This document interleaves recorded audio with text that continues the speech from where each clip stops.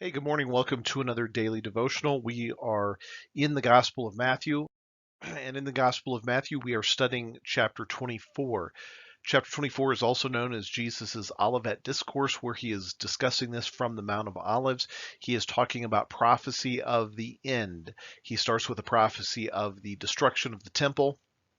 That happened in 70 AD. Then he goes on to talk about the prophecy of what's going to happen in the end times.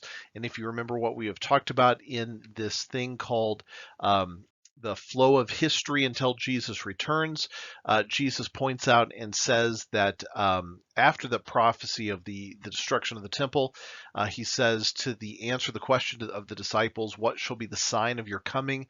What shall be the end of the age? Can you explain to us what that's going to be and what that's going to look like?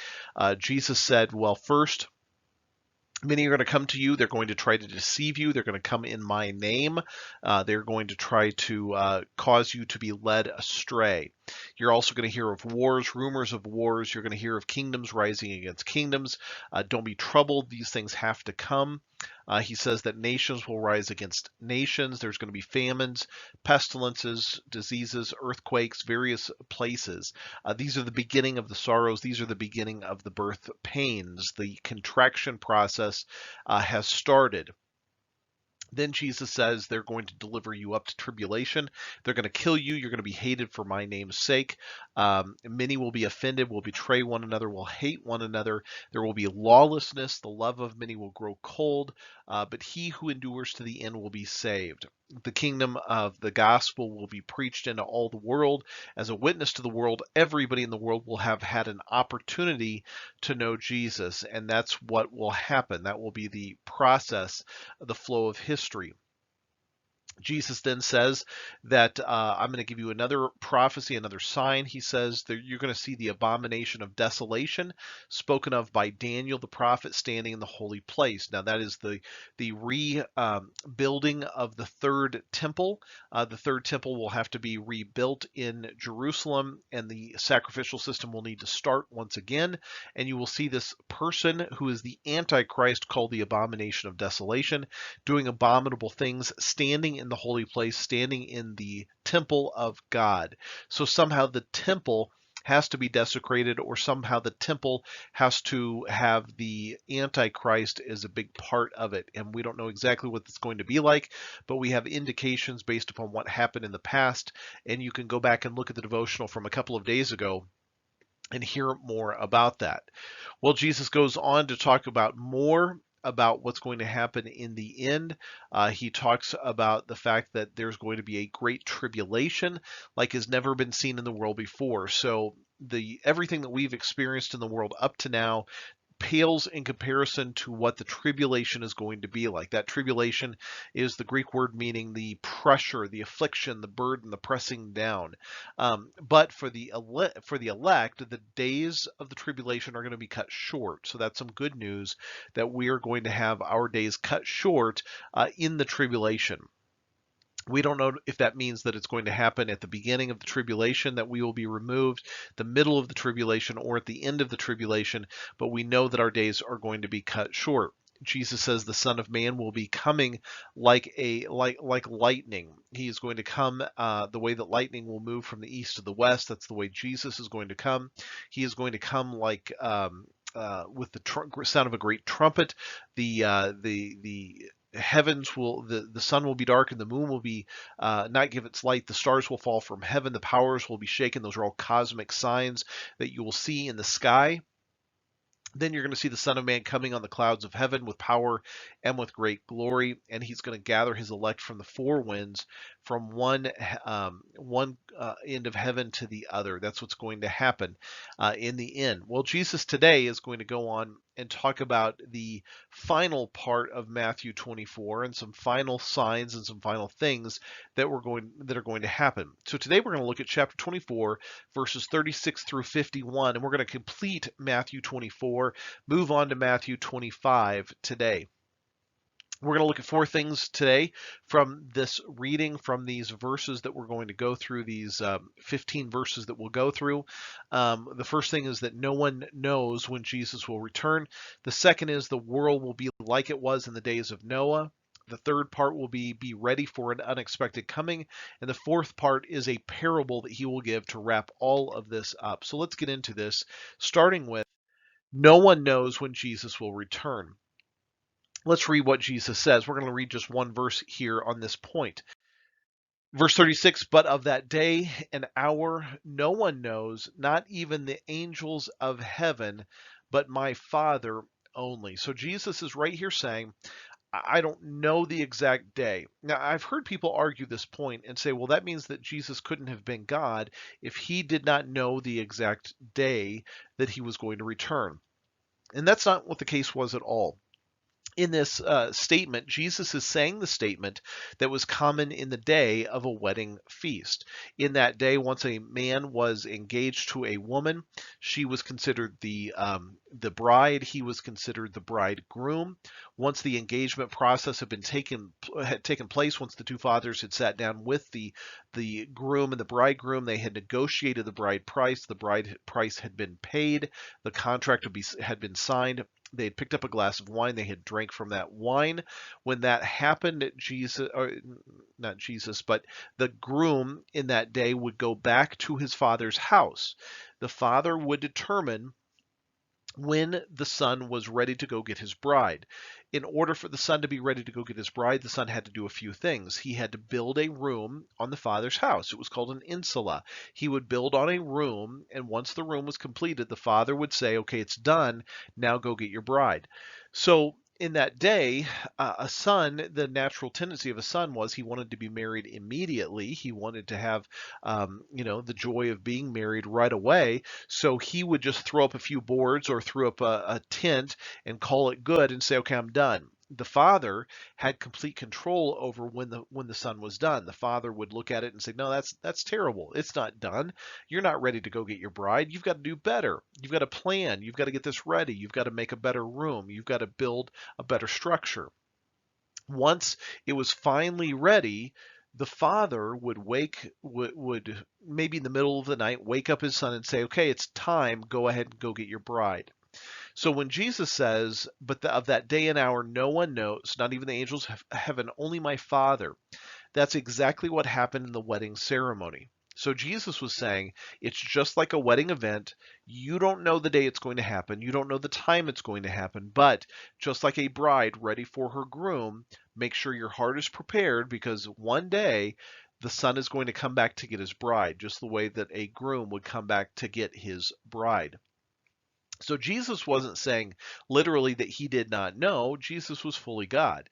Jesus was helping them to understand that it's going to be like the wedding ceremony. When the father finally says it's time, that's when the son goes and gets his bride. Now we know that in the book of Daniel, Daniel chapter 12, verse 11, it says that the exact time of Jesus' return is 1,290 days after the abomination of desolation. So we have a pretty good indication of when Jesus is going to return, but we don't know when the abomination of desolation will return.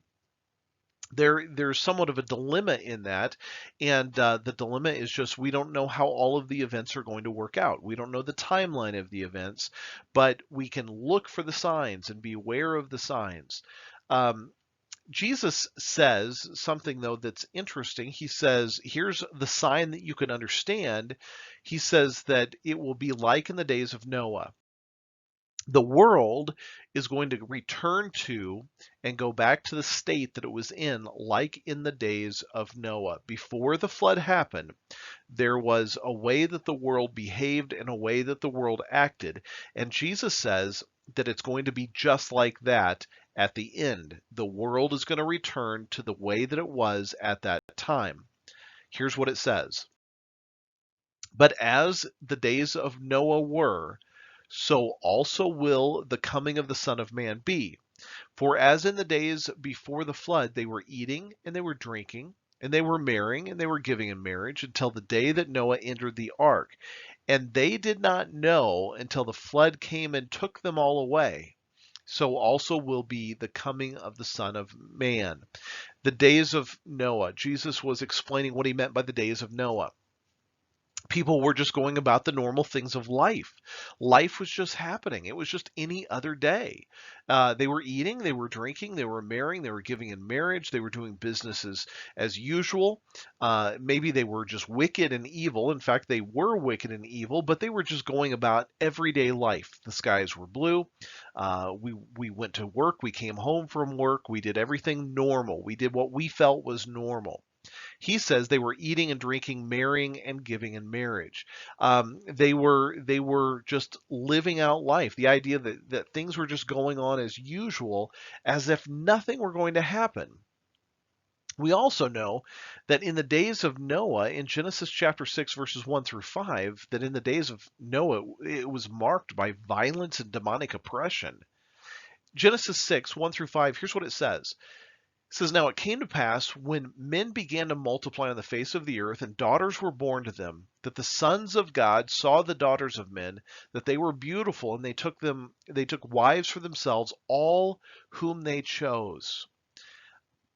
And the Lord said, my spirit shall not strive with man forever, for he is indeed flesh, yet his days shall be 120 years. There were giants on the earth in those days, and also afterward, when the sons of God came into the daughters of men, that they bore children to them. Those were the mighty men who were of old, men of renown.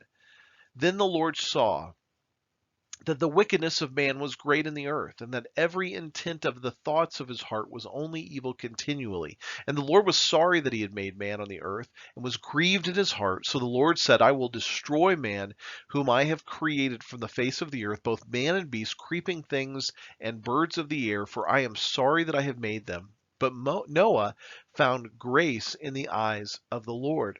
So the Lord says, look, the world was wicked. It was evil. Their thoughts were evil. They were reprobates. They were heathen. They were doing wicked things in this world, and God was angry and grieved that he had actually made mankind. Jesus said that we will return to a stage like that, a state like that, where you're going to see people rejecting God left and right, that there will be very few who will say, I love God and I want to follow him. You're going to see that the world is going to be filled with wickedness, that the intent of every thought of humanity is only evil, only thinking things that are wicked and wrong. That's the way that the world is going to look.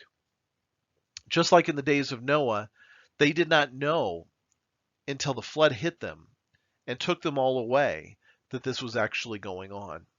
They were just going about the world and life as normal, and all of a sudden the flood actually hit them. In those days, in the days of Noah, they were warned, and then judgment eventually would come. To those who had ignored the warnings, it came suddenly and unexpectedly. That's the way that it's going to happen in the return of Jesus. The world is wicked. The thoughts of the world is evil. The world is corrupt. Humanity is corrupt. Humanity is not marching toward a utopia like the thought of many people. It is not marching toward always getting better through science and progressive tendencies. That is not how the world works. Humanity is evil at its core, evil at its root. The thought of every heart was evil and wicked. They were going about their normal day, and the judgment of God came upon the world suddenly. And only those who entered into the ark, who walked in the grace of God, were actually saved. That's the way that it's going to be in the end. The world will be in wickedness and despair. Judgment will come suddenly, but only those who have trusted in Jesus as the saving ark of our lives, only we will be saved. So I would encourage you, trust in Jesus. Put your trust in him. Be ready for him. Well, Jesus now is going to be starting to give a parable. And the first one that he's going to talk about is being ready for an unexpected coming. And then there's going to be another one that he is going to deal with. So let's look at those. Be ready for an unexpected coming. Then Jesus says, in those days, like the days of Noah, what you're going to find is this. There will be two men that will be in a field. One will be taken, the other will be left. There will be two women grinding at the mill. One will be taken, the other will be left. So two men will be working in an office building. One will be taken, one's going to be left. Two women are going to be together. Maybe they're in an office building. Maybe they're at a gym together. Maybe they're on a walk together. One will be taken, one will be left. Watch, therefore, Jesus says, for you do not know what hour your Lord is coming. But know this, that if the master of the house had known what hour the thief would come, he would have watched and not allowed his house to be broken into. Therefore, you also be ready, for the Son of Man is coming at an hour that you do not expect. That is the principle of all of this. The principle is make sure you are ready. Make sure that you are prepared because Jesus is going to come with an unexpected coming. Now, go back to that marriage analogy that I had first talked about, that when a marriage would happen, a young man would go home. He would start working on the place where his wife would be brought to. He was working on a room that he was building upon his father's house. Jesus says, "In my father's house there are many rooms, many mansions, many insulas. I am building places for you. When I come back to get you, I will bring you to the house. I will bring you to where I am." The father would finally say to the son, "It's time, go get your bride." Often the son would come. They like to come like a thief in the night. They like to come unexpected, and they would come to the city limits. They would blow a trumpet. All of the awaiting brides in the town would hope that it was their time, that it was their bridegroom that was coming. They would get themselves ready, and the bridegroom would come. He would take his wife. They would go back to the father's house, and they would enjoy marriage. They would enjoy the marriage supper as well. The marriage supper that we get to enjoy with God in heaven, the marriage supper of the Lamb of God to his church, to the bride. Jesus says, I'm going to come like a thief in the night. I'm going to come, prepare yourself. If a master had known what hour the thief would come, he would have watched, he would have been prepared. You also be ready, because the Son of Man is coming in an hour that you do not expect. 1 Thessalonians 4:16 and 17, Paul says, "For the Lord himself will descend from heaven with a shout, with the voice of an archangel, and with the trumpet of God. And the dead in Christ will rise first. Then we who are alive and remain shall be caught up together with them in the clouds to meet the Lord in the air, and thus we shall always be with the Lord." Well, Jesus is going to wrap this up by giving a parable. And to discuss this parable, let's look at what he says. The parable that Jesus is going to end with, again, is picturing being ready for his return. In verses 45 to the end, here's what it says. "Who then is a faithful and wise servant, whom his master made ruler over his household, to give them food in due season? Blessed is that servant, whom his master when he comes will find so doing. Assuredly, I say to you that he will make him ruler over all his goods." What is he saying? Blessed is the one who's actually working and doing the work of the master when the Son comes. Do not take for granted that Jesus is going to be returning. Use your time wisely. Be working for the Lord up until the day he returns. Blessed is the one who is working for his master when his master returns. When he does, and when he sees that his servants are working for him, he is going to reward them greatly. He's going to make them rulers over all his goods. He's going to be rewarded. But then he says this, "But if that evil servant says in his heart, 'My master is delaying his coming,' and begins to beat his fellow servants, and to eat and drink with the drunkards, the master of that servant will come on a day when he is not looking for him, at an hour that he is not aware of, and will cut him in two, and appoint him his portion with the hypocrites. Therefore there shall be weeping and gnashing of teeth." Jesus is giving a big picture. The dangerous lie that Satan told at the very beginning is that there is no God. The lie he continues to tell is that there is no God. The lie that he continues to tell is that there is no hell. There's another dangerous lie, and that is there is no hurry. He hasn't returned this far. You haven't died yet. Do whatever you want to. Put the relationship off with Jesus for as long as you can. It's not urgent to make a decision for him today. That's the danger of not being prepared.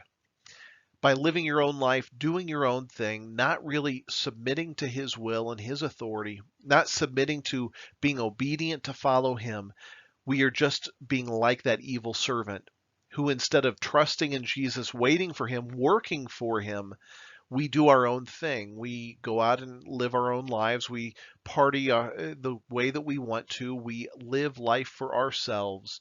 And when Jesus returns, the person like that is going to be sorely disappointed. They're going to be disappointed because Jesus says to that person, I will cast him with the hypocrites. And in that place, there's going to be weeping and gnashing of teeth. Don't be like that person. Be about the business of the master, the business that God has left for you. Be somebody who is committed to Jesus, being obedient with Jesus, following him closely. Don't be living life for yourself, doing selfish, ambitious things for yourself, selfish and self-centered things. Instead, following Jesus. Don't give yourself over to the worldly pleasures, but instead look to serve him. Otherwise, you're going to be sorely disappointed when Jesus unexpectedly returns and you find that you are in a bad position. I want to make sure that you're ready. I want to make sure that you have made the decision to say, Jesus, I want to follow you. I'm committed to you. I'm going to wait for you. I'm going to look for the signs of your coming. I'm going to work for you while I'm here. I don't want to be deceived. I don't want to be led astray. I want to stay committed to you as I walk with you for the rest of my life until either you return or until I die and go to meet with you. I hope that that's your heart and that you are prepared for his return someday. Well, God bless you. Have a great day. Join me back here tomorrow as we get into Matthew chapter 25. I'll see you then.